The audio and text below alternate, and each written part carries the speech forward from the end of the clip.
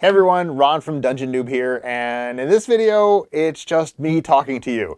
I don't have a script, I have some notes, an outline, but basically I just want to kind of have an off-the-cuff conversation about the channel and kind of where it was, where it's going, and that kind of thing. And first of all, thank you if you're watching this, and for all my subscribers, thank you so much. I'm almost at 10,000, which is awesome, so if you're a member of that community, thank you. And if you're not, but you watch my content, go ahead and hit the subscribe button so you don't miss another D&D video. So let's get into it. So what I want this video to be is I see some creators out there and they've done videos about, why they do the channel, where the channel's headed, channel changes, that kind of thing. And that's kind of like this video. I've also seen some of my favorite creators do like Q&A videos, like, do you have any pets and that kind of stuff. And I might do that stuff in the future, but this one's more or less to kind of just do a quick reset of the channel, to be honest with you. And to tell you why I started it, where it was, and where it's going. So let's just go ahead and jump right into it. So first off, a little history about it. About me and Dungeons and Dragons. I played D&D when I was probably 11 or 12 years old back in the 80s, like around 1983-ish, 1984. I played the first edition, so old school first edition, and I played, my school had a D&D club, so I was in that, played with friends. I did that for about 4 years or so, and then high school came and I had different priorities, and so I stopped playing D&D and I never got back into it. Life happened, and then fast forward to July of 2024 and I found a book. I was in the library just walking around and I saw on a shelf something called Slaying the Dragon, a book called Slaying the Dragon. It had a red dragon on it, and but I picked it up. And then in the small print, it was something like The Secret History of Dungeons and Dragons. And I was like, huh. So I got it and I read it, and it kind of reignited that fire that I used to have. And I thought, it's changed so much. And the book is great. It's called Slaying the Dragon by Ben Riggs. And it's basically the game history as well as the business and political history of Dungeons and Dragons and all the players that were involved and all of that. It's super fascinating if you're interested. So anyway, that lit a fire. So I was like, oh my gosh, I got to find a group. I want to play again. And I say now that the hardest dragon or monster to kill in D&D as an adult is trying to find a group of other adults where all of your schedules align perfectly and you can play for 3 to 4 hours. So I didn't find one, and I didn't want to go online. I just didn't want. I wanted that in person at the table experience. So long story short, I started the YouTube channel. I was like, how can I be a part of the hobby, but at the same time have fun with it, even though I can't find a group? And I thought, well, this is kind of a learning journey for me, and I can talk about the monsters and talk about the lore and talk about stuff I'm learning. So it's kind of a come with me as I learn on this journey. And that's how the channel started. It started in November of 2024. Yeah, November 2024. And it's primarily a shorts channel. Literally, I did daily shorts up until probably June or July of 2025. And that's when I started doing long form videos like this one and other ones that you'll see on the channel that maybe some of you have seen. And so I've experimented with a bunch of things. Some things bombed, some things went really well. And one of the things I hear other creators say is that the algorithm does this, or in order to get views, I have to do X, Y, and Z to make the algorithm happy. And what I've learned is it's not the algorithm, it's the audience. Because really, if I make a video and it bombs and doesn't get the views or it doesn't get the watch time and all those other YouTube stuff, it's because there was a disconnect. I put out something that the audience wasn't interested in. So that's what happens. It's not the algorithm. The algorithm is the people. It's you.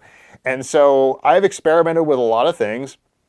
And certain things did really great, like my Stranger Things video. I love Stranger Things. It's got D&D, and I thought, I have a D&D channel. Let me try that. So I did 3 or 4 videos, and 3 of them did really, really well. In fact, one was, I think now 125 or 130,000 views for my small little channel is amazing. And then I tried a few other things like product. I had a holiday guide, which went really well. That did well. But everything else was just, it wasn't hitting. So anyway, so where we are now is kind of where I'm looking to go. And I've taken like a 2 to 3 week break since my last long form because I'm transitioning. What I want to do is, as I was thinking about it, there are a lot of lore channels out there, and I love lore. I wanted to stay away from it because there are so many lore channels out there with great, great creators like the Dungeon Dad, and there's Lorebrary, there's I think AJ Pickett. There's a whole bunch of them that kind of I look up to. And I was like, I really can't compete with them kind of thing because I'm so small, right? But I thought, if I love it and you love it, how can I kind of make it my own? So it's still lore, but maybe it's a little different than what everyone else is doing. So starting in 2 weeks, I'm kind of in the planning stages now, and the script writing right now, the filming right now, and all the editing and all that other stuff. I'm going to start doing lore videos, but they're going to be a bit different. I'm going to take an investigative journalist approach to it, meaning think of CoffeeZilla or the Y-Files, or where there's more of an investigative look into things, like a Dateline NBC special or something like that, versus just, here's everything to know about a beholder, or here's everything to know about the Mind Flayer or whatever. So that's what I'm going to take. That's kind of for the long form. Now, for the short form, I am going to pivot. So in the my short form so far has been all monster stuff, from changes in the 2014 Monster Manual to the 2024 Monster Manual, like goblins are now fey creatures, they're not humanoids, so certain spells won't work, or trying to think of another one off the top of my head, which I'm not getting, like the Tarask. The Tarask never had a ranged weapon. Now they do. They got Thunderous Bellow, so they can do that now. So those differences. I also had just monster lore that I found that I thought was like, whoa, mind-blowing type of thing. I don't know if anyone else knows this, so I created a short on it. I'm going to do something a little different. And that different thing is this. I'd like to introduce you to, this is heavy, this die right here is named Melf, M-E-L-F. Now, I'll tell you why I named it that in a second, but this is a 12-pound D20 that I made myself, which I'm going to create a video out of too. But basically, it's cast iron on the outside, lead balls in the inside mixed with cement, concrete. And then it's got a bunch of coats of paint on it, blue. I'm going to put black lettering on it so you see the numbers, coat it with like a matte finish so it protects it. And you might be thinking, Ron, what are you going to do with this 12-pound shot put dice? Well, Melf is going to crush things. So I'm setting it up so I will drop that die about 6.5 to 7 feet and drop it on random objects, from toasters to water bottles to dice towers, some that are D&D related, some aren't D&D related. So that's what I'm going to do. And I just think it would be fun to do. It kind of combines the How Ridiculous channel, if you watch that channel, or the Hydraulic Press channel, and integrates it with D&D, because when I drop something and it flattens a toaster, I have a little audio, like a voice effect that I hired some guy on Fiverr to do, where it says Natural 20 kind of thing. And if it misses, so if I drop it on an egg and it misses, it's, it's a Natural 1 like that. So it'll have D&D components, but it's also good for people who maybe don't know anything about D&D or have heard of D&D but don't play, but they kind of think it's cool to watch things get crushed. Like, for instance, I'm going to probably crush an empty soda can, seltzer water can, and a full one to see all the explosions and stuff like that. So I don't know, I just thought it would be something fun and different to do that I kind of think I would be occupied and have fun with. And hopefully you'll find it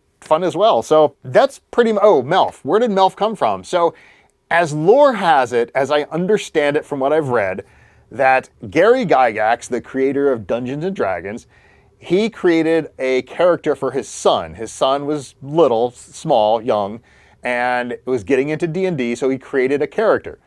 Everything on the character sheet was done except for the name. So he looked at the sheet, and as legend has it, he saw gender, sex, whatever you want to call it, male, and the race, elf. So he put male, elf, Melf. So that's where Melf comes from. And I also think, I should have looked this up before doing it, I think there's Melf's acid arrow or Melf's something arrow. I can't remember what it is. I'll put it on the screen, you know, and you probably may even know what it is. So anyway, that's why I named it Melf, and that's where the channel's going. I'm really excited. Look for that video in, in about 2 weeks, you'll find both this is heavy, Melf video, as well as the new lore-based videos. So anyway, thank you for those who have subscribed, and if you watch my videos, thank you so much, and if you haven't subscribed, go ahead and do that. Also, I'll just shameless self-promotion. I right now have, I call it the Guild, and basically I created a quiz, and the quiz is, it'll tell you what your Dungeons and Dragons real-life class is, not your D&D class, but your real life class based on the answers you give this quiz. It's 13 questions, it's easy to do, it's pretty fast, it's fun. A lot of people have told me it's fun to take.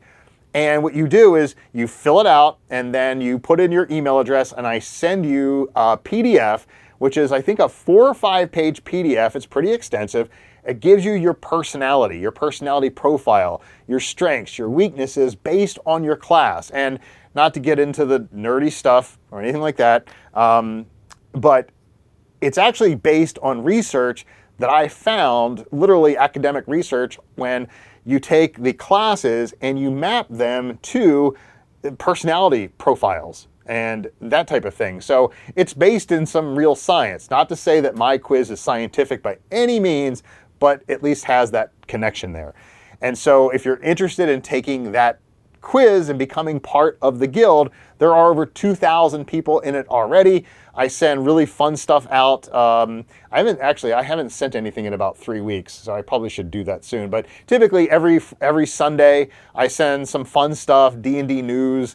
I highlight a creator, like a smaller YouTube creator who does D&D, find cool products that maybe you haven't seen before. It's just a fun newsletter that I send out. That type of thing. So there's that, and let me see, anything else? I think that's about it. So anyway, that's the end of this video. So thank you very much again. This is probably way too long. I'm running at, holy mackerel, 12 minutes. My longest video so far, and it's just me rambling. So anyway, thanks again. And oh, if you've made it this far, okay? If you've made it this far, in the comments, type MELF, M-E-L-F. And I'll see you in 2 weeks to drop this and for the new lore videos. So until then, have a great rest of your day.